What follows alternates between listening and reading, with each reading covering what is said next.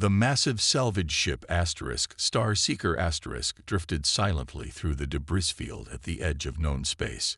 Its sleek purple hull, dotted with advanced sensors, reflected the distant starlight as the crew searched for valuable materials to harvest. Captain Reed stood on the bridge, his four eyes scanning the holographic displays with practiced ease. His species, known for their methodical approach to salvage operations, had built quite a reputation in this sector of space. The tall, lanky alien adjusted his environment suit and sighed. Another routine day of scanning space junk. Captain, unknown contact detected. The sensor operator's voice carried an unusual note of excitement. It's big, and it's intact. Reed moved swiftly to the sensor station, his long fingers dancing across the controls. Show me. The main screen lit up with an image that made the entire bridge crew fall silent. Floating among the debris was a massive vessel, its dark hull scarred but largely intact. It was unlike anything they'd seen before, blocky, utilitarian, with none of the elegant curves typical of modern spacecraft. Scan for life signs, Reed ordered, his professional curiosity piqued. None detected, Captain. But the hull, it's made of some kind of primitive metallic alloy. And look at these protrusions. They appear to be basic kinetic weapon systems. Reed's inner eyelids flickered in surprise. Kinetic weapons? Nobody's used those in centuries. He studied the image more carefully. Look at those markings on the hull. Can we enhance? The image zoomed in, revealing faded but still visible letters in an ancient script. The ship's computer took a moment to translate. U.S. Thunder. U.S.? Reed's second assistant scratched his head ridges. Wait, that's a human designation. The bridge erupted in excited chatter. Human artifacts were rare, especially this far from Earth. The mysterious species had joined the Galactic Council relatively recently, and their technology was considered primitive by most standards. Full scan, Reed commanded, raising his voice above the excitement. I want to know everything about this relic. The scan results started flowing in. The ship was massive by human standards, nearly a kilometer long. Its hull showed signs of battle damage, but the internal structure remained surprisingly intact. Initial dating suggested it was over 200 years old. Look at these power readings, the engineering officer called out.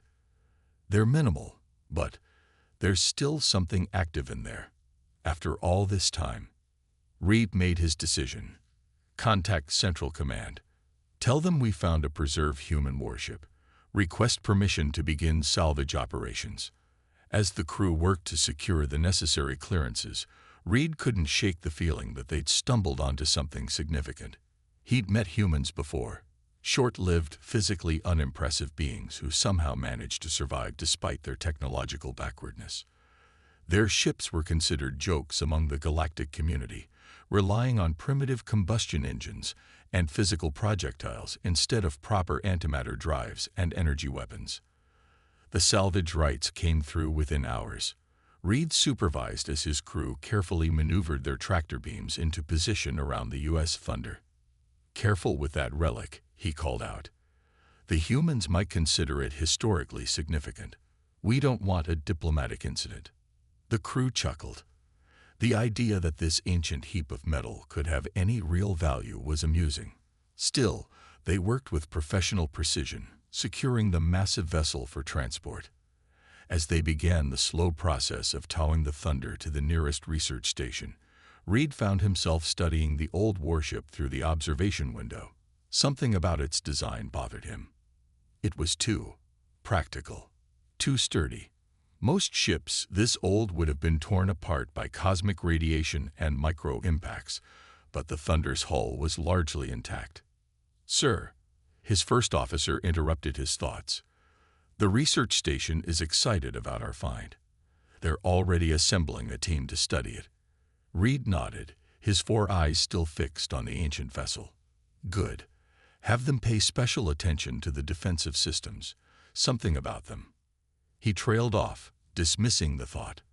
After all, What could they possibly learn from such an obsolete piece of human engineering? The Thunder was just another relic, a curiosity for the researchers to poke at before it was eventually scrapped. As the Starseeker accelerated toward the research station, none of its crew noticed the faint power spike deep within the Thunder's hull, where ancient systems stirred ever so slightly at the presence of movement for the first time in 2 centuries. The research station, pinnacle of knowledge, buzzed with excitement. News of the human warship's discovery had spread quickly through the station's curved hallways, drawing experts from various fields. The massive structure, shaped like a gleaming silver snowflake, had become the center of attention in this sector of space. Professor Mills, the station's lead weapons researcher, stood before a large crowd in the main presentation hall. His green scales glittered under the bright lights as he gestured at the holographic display of the U.S. Thunder. "As you can see," he said, barely containing his amusement, "the humans actually used chemical propellants to launch metal projectiles." The audience broke into laughter. Yes, I know it seems absurd. They called them railguns and missile tubes. More laughter filled the hall. Even the junior researchers, who usually stayed quiet during such presentations, joined in the mockery. In the back of the room, Dr. Thomas, one of the few human scientists on the station, watched silently. His weathered face remained neutral, but his fingers tapped steadily against his datapad. The presentation continued as Professor Mills highlighted more primitive features of the Thunder. "Look at this armor plating. They actually used layers of metal instead of energy shields. How did they ever survive space combat?" One of the alien engineers raised a hand. "Professor, we've been trying to access the ship's computer systems, but they're surprisingly resistant to our tech." Mills waved dismissively. Yes, their crude electronic systems are incompatible with our quantum computers. We'll crack it eventually. It's just a matter of time." After the presentation, teams of researchers swarmed over the Thunder like insects, setting up scanning equipment and taking samples. The old ship sat silently in the station's largest dock, its dark hull contrasting sharply with the gleaming modern architecture around it. "Look at these engine rooms," one engineer called out to another. They actually needed multiple backup systems because their technology was so unreliable. "And these living quarters," another added, "they had to shield them heavily because their bodies couldn't handle normal space radiation." Dr. Thomas walked through the ship's corridors, running his hand along the cold metal walls. Unlike his colleagues, he moved with respect, almost reverence. He paused at a sealed door marked "Bridge Access" and pulled out his datapad. Still poking around that ancient heap, Professor Mills appeared behind him, making Thomas jump slightly. "You humans are so sentimental about your old technology." Thomas smiled politely. "Sometimes old technology has its advantages, Professor. Simplicity can be a virtue." "Simplicity?" Mills laughed. "You mean primitiveness. Look at these manual controls." He pointed at a nearby console. "They actually had to push buttons and flip switches. We evolved past that centuries ago." The human scientist nodded quietly and continued his inspection. As he walked away, he heard Mills ordering his team to strip everything useful from the ship. Later that evening, in his private lab, Thomas reviewed his scans of the Thunder. Something wasn't adding up. The power readings, though faint, showed patterns that suggested dormancy rather than death. And those backup systems everyone mocked. They seemed more intentional than desperate. He was about to dig deeper when the station's announcement system crackled to life. "All research personnel, please join the celebration in the main hall. We're commemorating our latest acquisition." The party was in full swing when Thomas arrived. Researchers from a dozen species mingled, drinking and laughing as they shared their discoveries about the primitive human vessel. They actually had to store physical ammunition. One drunk engineer shouted, causing another round of laughter. "And their targeting systems, all based on mathematics instead of quantum probability," another added. Professor Mills stood on a small platform, raising his drink. "To the humans, May they someday advance enough to understand real technology. The crowd cheered, their mockery echoing through the station's halls. None of them noticed the slight power fluctuation in Dock 7, where the thunder sat silently. Deep within its hull, ancient systems continued their quiet vigil, waiting for the right moment, the right touch, to awaken from their long slumber. Only Dr. Thomas, watching from the party's edge, seemed to sense that their laughter might be premature. After all, he knew something they didn't. Human engineering had always been built not for show, but for survival. The attack came without warning. The first sign of trouble was when the station's outer sensors detected multiple ships dropping out of hyperspace. Before anyone could react, dozens of sleek black vessels appeared, their hulls covered in blood-red markings. Raiders. The station's warning system blared to life. All personnel to emergency stations. In the command center, Station Commander Grant watched in horror as the Raiders' ships moved into attack formation. His tentacles twisted nervously as he activated the station's defense systems. "Shields at maximum power," he ordered. "Charge all weapon banks." The pinnacle of knowledge was no helpless research station. Its builders had equipped it with the latest in defensive technology. Energy shields capable of withstanding planetary bombardment sprang to life, creating a shimming barrier around the station. But something was wrong. "Commander," the weapons officer's voice cracked with panic. "Their weapons, they're passing right through our shields." Grant's eyes widened as he watched the impossible happen. The Raiders' energy beams seemed to phase through their supposedly impenetrable defenses like they weren't even there. Impossible. Professor Mills burst into the command center, his scales pale with fear. "Our shields are the most advanced in the galaxy." Another blast rocked the station. Emergency lights flashed as systems began to fail. "They're using some kind of phase-shifted weapons," the tactical officer reported. "Nothing in our database matches this technology." In the research wing, Dr. Thomas helped evacuate his fellow scientists as explosions echoed through the corridors. Through the viewing windows, he could see escape pods launching, only to be picked off one by the Raider vessels. "We're trapped," someone whispered. The truth of those words settled over the crowd like a heavy blanket. Commander Grant tried everything. He diverted power, adjusted shield frequencies, launched counterattacks. Nothing worked. The Raiders' weapons continued to tear through their defenses like paper. Station integrity at 60%. The damage control officer shouted over the noise of another impact. "We can't take much more of this." In Dock 7, forgotten in the chaos, the U.S. Thunder sat quietly. Another explosion rocked the station, and emergency shutters began closing over the dock's entrance. As they sealed, a strange thing happened. The ancient ship's power readings flickered, just slightly, like an old soldier opening one eye to assess a situation. Back in the command center, panic was setting in. The Raiders had disabled their communications, preventing any distress calls. The station's advanced weapons, pride of the Galactic Council's technology, barely scratched the Raiders' hulls. "How?" Professor Mills demanded, watching another futile attack dissipate against the Raider ships. "Our weapons are generations ahead of anything else in known space." "Sometimes newer isn't better," Dr. Thomas muttered, but no one was listening to the human scientist now. Commander Grant made a difficult decision. Begin evacuation procedures. All non-essential personnel to the escape pods on the lower levels. "The Raiders are blocking all escape routes," his second-in-command reported grimly. "We're completely surrounded." The station shuddered again. More warning lights flashed across the command screens. The Raiders had begun cutting into the outer hulls, preparing to board.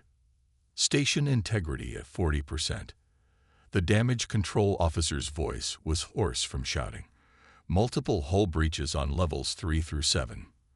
In the chaos, no one noticed Dr. Thomas slip away from the command center. No one saw him running through the smoky corridors, making his way toward Dock 7. No one paid attention to the old human as he pulled out his datapad, fingers flying across its surface as he worked on something with urgent purpose. The Raiders pressed their attack, their ships moving closer to the failing station.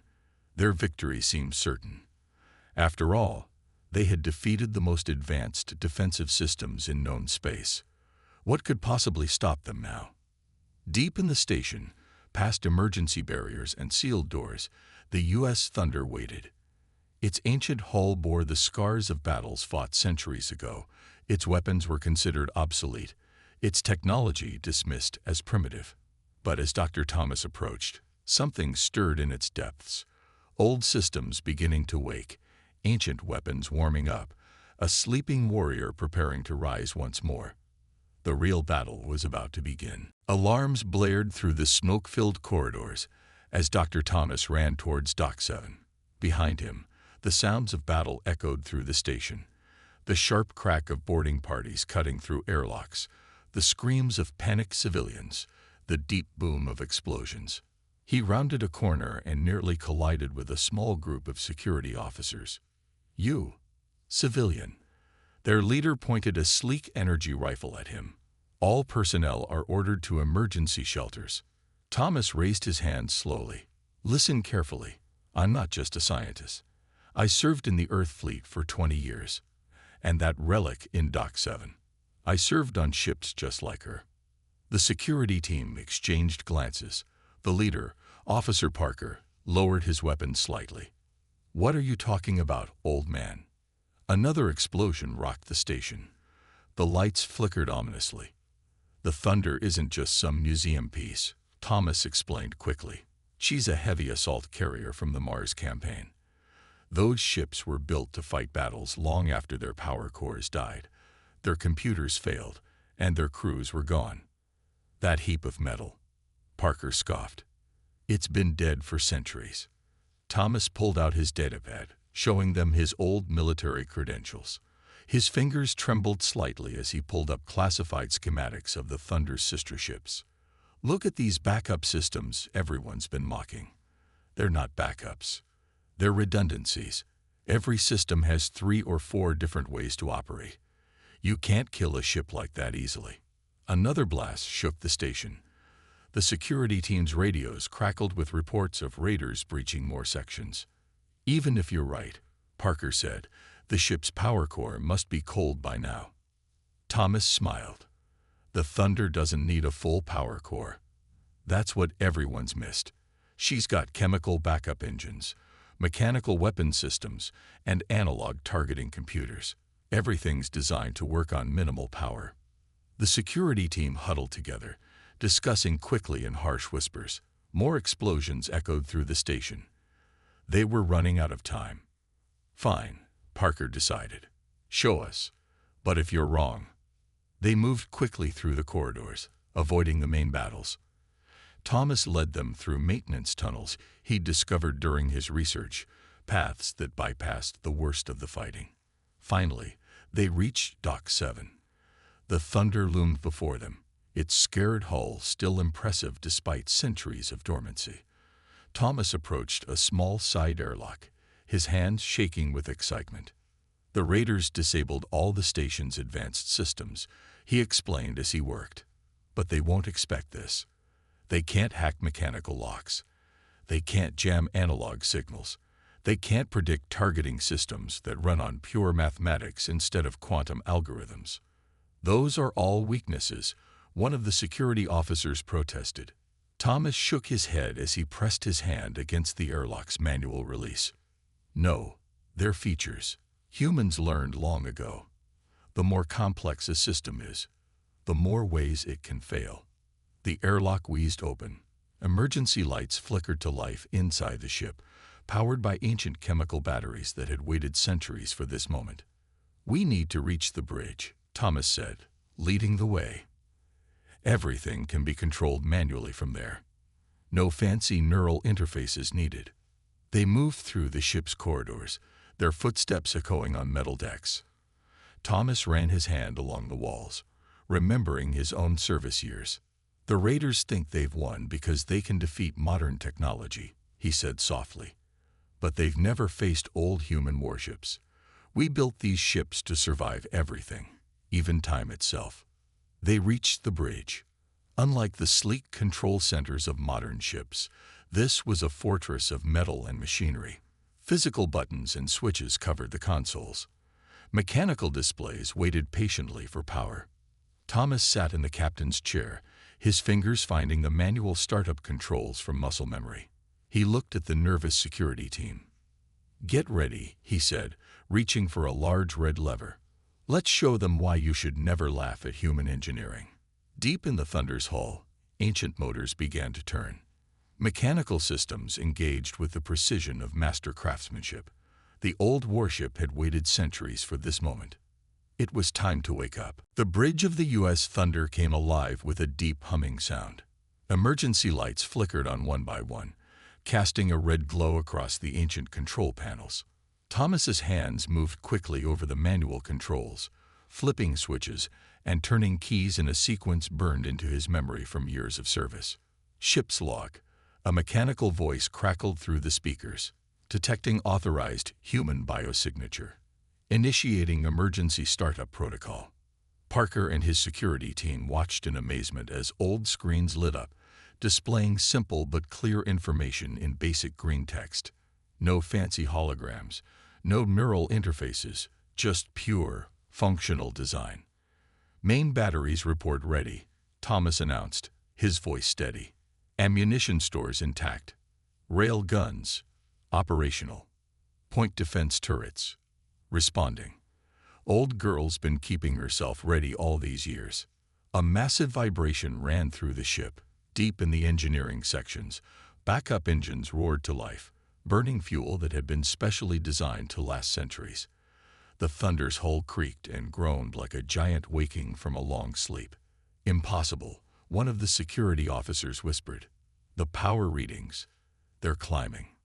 Thomas smiled as he ran diagnostics. Chemical batteries for backup power, mechanical systems for weapons, hydraulics for movement. Everything's separated, everything's redundant. You can't kill a ship like this with one hit. On the main screen, a simple radar display showed the raiders' ships surrounding the station.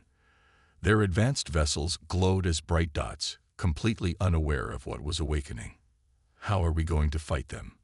Parker asked. "Their shields can phase shift. The station's best weapons couldn't touch them." "That's the beauty of it," Thomas replied, engaging the weapon systems. "You can't phase shift against something physical. Rail guns fire metal rounds. No energy shields can stop pure kinetic force." The Thunder systems continued to power up. Ammunition belts began moving, feeding rounds into the massive rail guns. Point defense turrets swiveled, testing their range of motion after centuries of sleep. The ship's old reactor, designed to run even at minimal power, began providing energy to critical systems. "Warning," the ship's computer announced. "Station under attack. Hostile forces detected. Engaging combat protocols." More security officers and station crew members began arriving at the bridge, drawn by reports of activity in the supposedly dead ship. They watched in awe as Thomas worked the controls with practiced ease. "Look at these targeting systems," he explained. "No quantum calculations, no AI predictions, just pure physics and math. The raiders can't hack this because there's nothing to hack. It's all gears, springs, and analog computers." Suddenly, the station rocked with another explosion. The raiders had begun their final assault. "Time to move," Thomas announced. He grabbed the manual control stick, a simple joystick that looked absurdly primitive compared to modern neural controllers. "Everyone, find a seat and strap in. This isn't going to be smooth." The dock's emergency doors were still sealed, locking the Thunder in place. Thomas reached for a large red button, protected by a metal cover. "What's that?" Parker asked. "Emergency launch system," Thomas grinned. "Sometimes the simplest solution is the best solution." He pressed the button. With a thunderous roar, emergency explosive bolts detonated around the dock's doors. The ancient backup thrusters fired, pushing thousands of tons of metal forward. The Thunder burst through the wreckage of the dock doors like a beast breaking free of its cage. Alarms blared across the raider fleet as they detected the new contact. Their sensors, designed to track energy signatures and shield frequencies, struggled to make sense of the primitive warship. "They're not even trying to evade," one of the security officers noted, watching the radar screen. "No need," Thomas replied, his hand steady on the controls. "You see, that's another thing about old human warships. We didn't build them to dodge." The Thunder's engines roared louder, pushing the massive ship forward. Its hull, scared by ancient battles, reflected the light of distant stars. Rail guns swiveled toward their targets, loading mechanisms clicking like the sound of knuckles cracking. "We built them to punch straight through." The old warship accelerated toward the raider fleet, weapons ready, armor plates gleaming. The real battle was about to begin, and the raiders were about to learn why humans had survived countless wars across the galaxy. Sometimes, the old ways were the best ways. The first raider ship never saw the attack coming. A massive tungsten rod, accelerated to near-light speed by the Thunder's railguns, tore through its supposedly impenetrable shields like they weren't even there. The physical round smashed through the ship's hull, triggering a chain of explosions that ripped the vessel apart. "Direct hit," Parker shouted, watching the radar screen in amazement. "Their shields, they did nothing." Thomas guided the Thunder through the debris, his hand steady on the controls. "Can't phase shift against something that's not energy." Basic physics. The raider fleet reacted quickly, their ships breaking formation to surround this new threat. Energy beams lanced out, striking the Thunder's hull. But where the station's modern shields had failed, the old warship's layered armor held firm. "Hull integrity at 92%, the computer reported calmly, armor performing within expected parameters. Another railgun salvo thundered through space. 2 more raider ships disappeared in balls of fire. The others began evasive maneuvers, their sleek vessels dancing through space with incredible agility. "They're trying to get behind us," Parker observed, watching the radar. Thomas smiled. "Let them. Point defense systems, free to engage." Dozens of smaller turrets along the Thunder's hull came to life. Unlike modern energy weapons, these fired simple metal slugs, guided by mechanical computers. The raiders' advanced electronic warfare systems couldn't jam them because there was nothing to jam. 3 raider ships swooped in from behind, their weapons charging. The point defense turrets tracked them perfectly, filling space with a wall of metal. One raider ship took hundreds of hits, its hull crumpling under the barrage. "How are you targeting them so accurately?" one of the security officers asked, watching in awe. "Mechanical predictive targeting," Thomas explained, turning the ship to face more enemies. "No AI, no quantum calculations, just good old physics and math. Been working for centuries." The raiders changed tactics, trying to overwhelm the Thunder with numbers. 20 ships attacked at once, their energy weapons creating a beautiful but deadly light show. "Hull integrity at 85%, the computer reported, armor regeneration systems engaging. The Thunder's unique armor began to shift, outer layers melting and reforming to cover damaged areas. Another innovation from humanity's past, armor that could repair itself using simple mechanical processes. "Detecting boarding attempts," the computer announced, activating internal defense systems. Raiders had managed to land on the Thunder's hull, trying to cut their way inside. But the old warship had been designed for this. Electric current surged through the outer hull, while automated defense turrets emerged from hidden compartments. "They really didn't learn anything about human engineering, did they?" Thomas muttered, lining up another shot. The main railguns fired again, the entire ship shuddering with the force. 3 more raider ships vanished in rapid succession. The others began to pull back, clearly reassessing their tactics. "They're retreating," Parker exclaimed. "Not yet," Thomas replied grimly. "Thunder, show them what a broadside looks like." The ancient warship turned, presenting its side to the remaining raiders. Every rail gun on that side of the ship oriented toward the enemy. For a moment, Space itself seemed to hold its breath. Fire. The Thunder's broadside lit up space like a new sun. Hundreds of tungsten rods accelerated to incredible speeds, creating a wall of unstoppable kinetic force. The Raiders' sophisticated shields, their advanced hulls, their complex defensive systems, none of it mattered against the simple physics of mass times acceleration. Half of the remaining Raider fleet disappeared in seconds. The survivors finally broke formation, their ships turning to flee. "Should we pursue?" Parker asked. Thomas shook his head, watching the radar as the enemy ships jumped to hyperspace. "No need. They learned their lesson." He patted the ship's console affectionately. "Never underestimate old human engineering." The Thunder turned back toward the damaged research station, its engines humming steadily. Inside the station's command center, Professor Mills watched the battle replay on his screens, his earlier mockery forgotten. As rescue ships began arriving from nearby systems, the ancient warship stood guard, its scared hull telling a story of survival that spanned centuries. The Raiders had learned what so many others had discovered before. Humanity's greatest strength wasn't in complex technology, but in building things that simply worked, no matter what. Sometimes, the best weapons were the ones you could trust to work after centuries of sleep. 2 weeks after the battle, the pinnacle of knowledge buzzed with a different kind of energy. Scientists, engineers, and military experts from across the galaxy had gathered to study both the battle records and the U.S. Thunder itself. The mood was no longer one of mockery, but of genuine curiosity and respect. Professor Mills stood before the same crowd that had laughed at the primitive warship, but his tone was very different now. His scales had a slight blush of embarrassment as he played the battle footage. "As you can see," he gestured to the holographic display, "we completely misunderstood human military engineering.